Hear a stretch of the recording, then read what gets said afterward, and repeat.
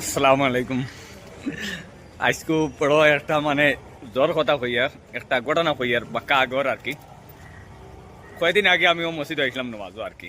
কথা বলতেছি তোমার ব্যাকসাইড আছে ও মসজিদ ওখানে আর কি। তে ঘটনা হয়েছে এসার নমাজ 9:45 আইয়া আমি নমাজ পড়া পাইছি।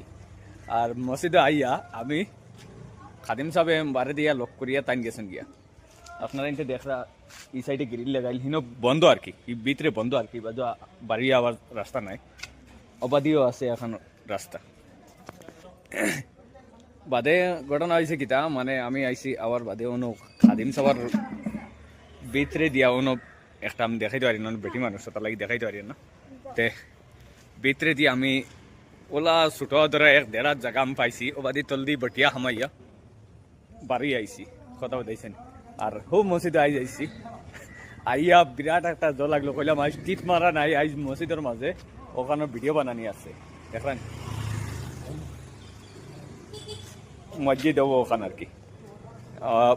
বিরাট একটা কাহিনী হয়ে গেছে আমার লাগে। বানাসবাড়ির মাঝে অফিসটা আছে মসজিদিকার, বানাসবাড়িতে আছে এই মসজিদিকার। কথা বলতেছেন এখন আইসি আর কি মাখরুবের নমাজ পড়াত, ওই নমাজ পড়লেই বাদে টিপ মারবো আর কি।